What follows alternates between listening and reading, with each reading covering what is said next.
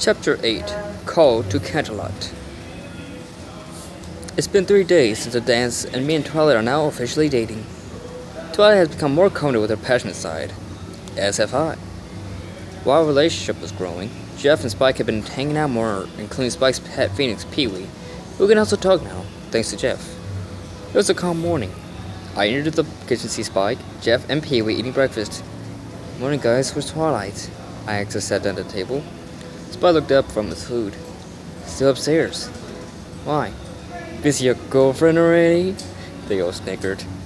I was about to say something when Twilight walked into the kitchen. "Morning, handsome," she said as she kissed my cheek. "Morning, gorgeous," I said as I kissed her back. Spike poked her finger and smiled with a look of disgust on his face. As Twilight walked over to the fridge, Jeff came up next to me.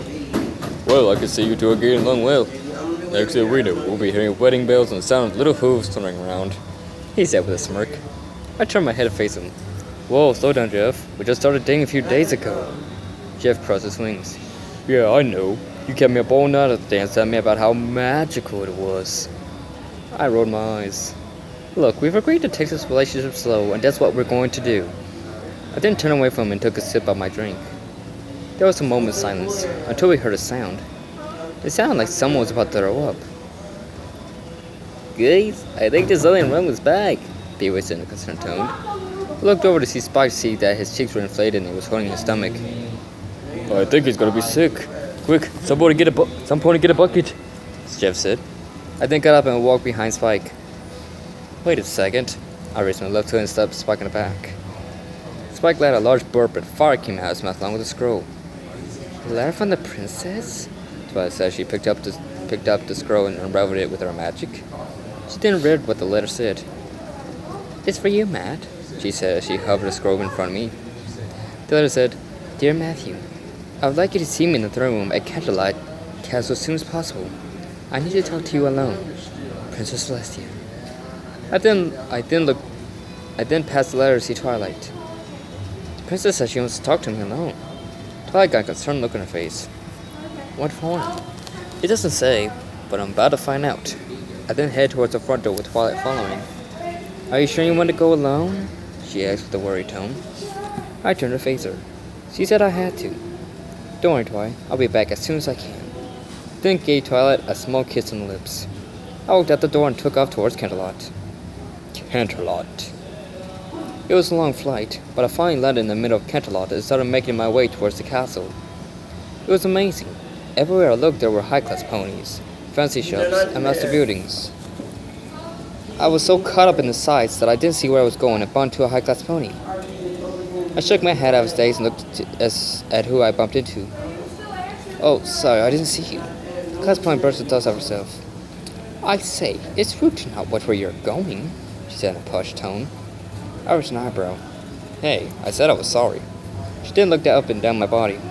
"Yes, I heard you the first time. Now, if you'll excuse me, I can't waste my time talking to Pexes of your class." I gave her a slight glare. What's that supposed to mean? She then started pointing at different parts of my body and criticizing them. "Well, first off, your mane is atrocious. Have you ever heard of a comb? I can tell you didn't bathe this morning. You smell foul. But just look at your cutie mark. I mean, what is it anyway? Some sort of device? Well, whatever it is, I just know it's not civilized."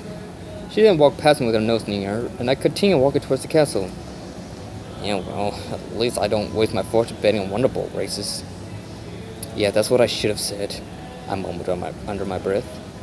I finally reached the castle and I walked up to the front doors, but was stopped by a royal guard's wing. "I'm afraid you can't go in there, sir," the guard said in a deep voice. "The princess asked me to see her," I said as I showed him the letter.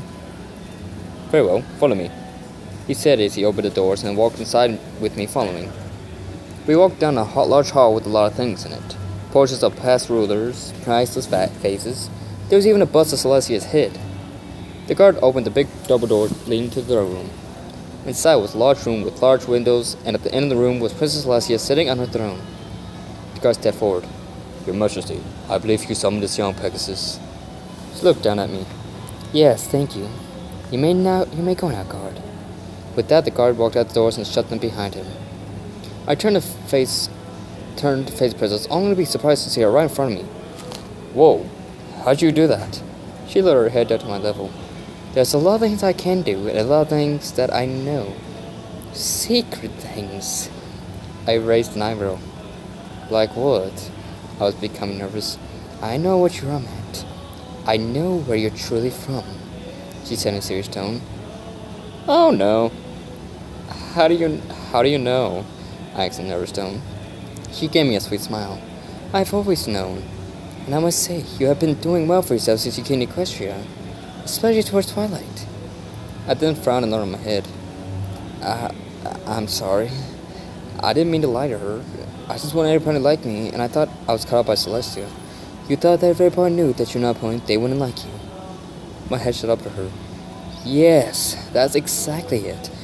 But now I feel bad about doing it. I don't know what to do. You can tell her the truth, she said in her sweet voice. But what if she resents me for lying? She'll dump me and kick me out the library. I don't want to lose her, I said in a worried tone. Celestia placed a hoof on my shoulder. Twilight's an understanding and caring pony. I doubt she would do something like that, especially to the only coach she's ever liked. I still frowned. I just want to know that I truly care about her, and I'm willing to do anything to make her happy. I'd even give up my old life to be with her. I lowered my head again. Celestia raised an eyebrow. Really? Don't you want to return to your family back in your home world? Well, I'm not saying I don't love them, but back home I had nothing. No friends, no job, no girlfriend, nothing. But here I have all those things, and I want to keep them, I said calmly. Celestia then went into a deep thought and then smiled. Matt, I'm going to make you a deal, but you have to promise that whichever choice you make, Twilight will know the truth by the end of the day. I nodded in agreement. Matt, you have two choices. You can either say your goodbyes to all your friends and return to your home world, or become a pony permanently and stay here with Twilight. If you choose to stay as a pony, you can never be a human again unless I reverse the spell, she said in a calm voice. What do I do? Can I just leave my family just like that? I want to stay with Twilight, but I don't want to hurt my family. Well, back home I was going to leave home eventually. Guess it's going to happen sooner than we thought. I choose to stay here with Twilight, I said. Very well. Celestia said her horn began to glow yellow. Suddenly, I started to glow yellow, and with a white flash, the glow disappeared. There, you are now a pony permanently, Celestia said. As I looked at my body, I couldn't help but think of my family. I will miss them. But I'm better here, and I have to move on, I thought with a small tear in my eye. I forced a small smile on my face. Thank you, Princess. I'll tell Twilight the truth. But first I need a moment to myself. I then walked out the throne room. Or maybe you don't have to, Celestia says her horn started glowing again and she disappeared in a flash. Ponyville Park. I was next to the fountain looking in the water, thinking about what to do next. Well, that's it. I can never be human again. Twilight kicked me out. I'm right back where I started, I said to myself. Well, I wouldn't blame her if she did, said a familiar voice. Who said that? I said, looking around. Down here, genius, said the voice. I looked down to see my reflection in the water with an angry look on his face. I raised an eyebrow. Now, I know you didn't say that. Yes, I did. I'm your conscience. Don't you think this lie has gone on long enough? My conscience said. Yes, but how do I tell her? I mean, I can't just walk in love and say, Hey, Twilight, just what you know, I'm not a real pony and I've been lying to you since we met. I said in a frustrated tone. Look, Matt, like the princess said, Twilight is an understanding, caring pony. I'm sure she'll forgive you, my conscience said in a calm voice. I let out a big sigh. Yeah, you're right. I'm going to tell her now. Hello? I looked down to see that my reflection was following my actions again. Guess that means he's gone. I then headed back to Ponyville. Library. I walked up to the front door and took a deep breath. Here goes nothing.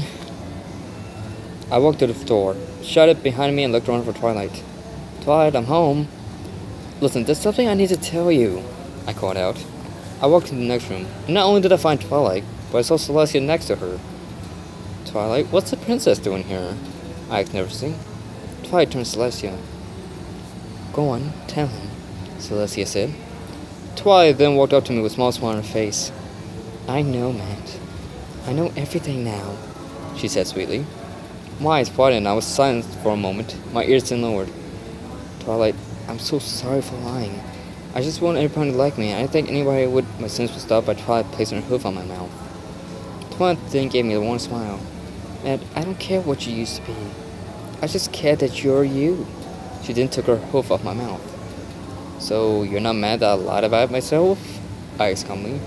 No, I'm sure if I was in your position, I'd make up stuff too. Her smile grew and all the pressure was taken off me. But I do have one question. You gave up your old life to stay here. Why? Twilight asked. I moved closer to her.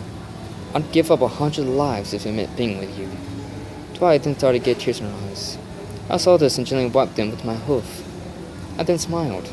And hey, it's not like you're dating a different species or something. I mean, I am a real pony now, so it's okay. I know.